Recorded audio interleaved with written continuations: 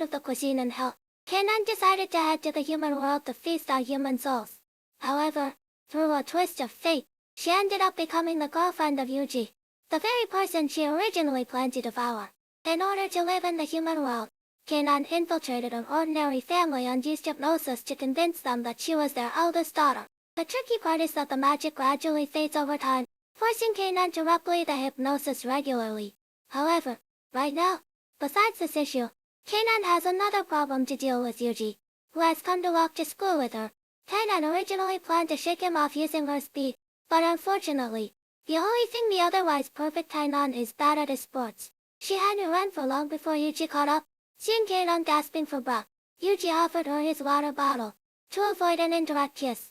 Kanan chucked the whole thing and threw the bottle in the trash. At that moment, a familiar voice reached Kanan's ears. She turned around and discovered her maid, Ami, was actually there. Without a second thought, Kanan grabbed Ami and hid in the disciplinary committee room to ask what she was doing there. Ami didn't answer the question. Instead, she was very interested in Yuji standing next to Kanan. This made Kanan instantly nervous. After all, unlike herself, Ami is indiscriminate with her affections. To prevent Ami from making a move on Yuji, Kanan quickly claimed that Yuji was her boyfriend and told Ami not to touch him. Ami never expected that the perpetually single Kanan actually had a boyfriend, and immediately asked how far she and Yuji had gone. It turned out the two hadn't even held hands yet. This made Ami frustrated, stating that if things continued like this, Yuji would be eaten by her instead. Unexpectedly, Yuji firmly rejected Ami, stating that he only had eyes for Kanan, which made Kanan's heart flutter. Since Kanan had ordered her not to touch Yuji, Ami decided to find some other fun, which annoyed Kanan greatly. She had worked so hard to protect was being targeted by Ami before she could enjoy it herself.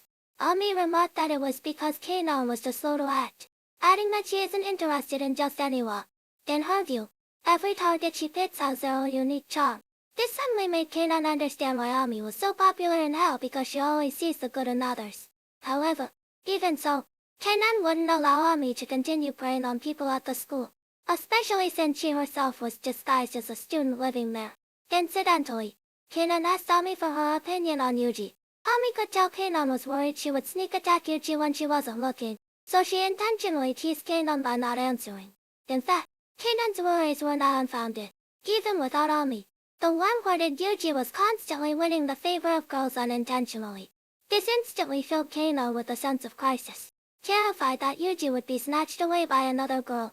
Yuji, on the other hand, was completely unaware, and even planned to go to his childhood friend Aunt Echo's house for dinner after school, which made Kanan feel even less secure. Finally, after school, Kanan couldn't hold back and voiced her rebels to Yuji. This display of jealousy made Yuji's heart flutter, and he couldn't help but pat Kanan's head. All of this was witnessed by Ami from afar. What kind of new trouble will Ami's arrival bring for Kanan?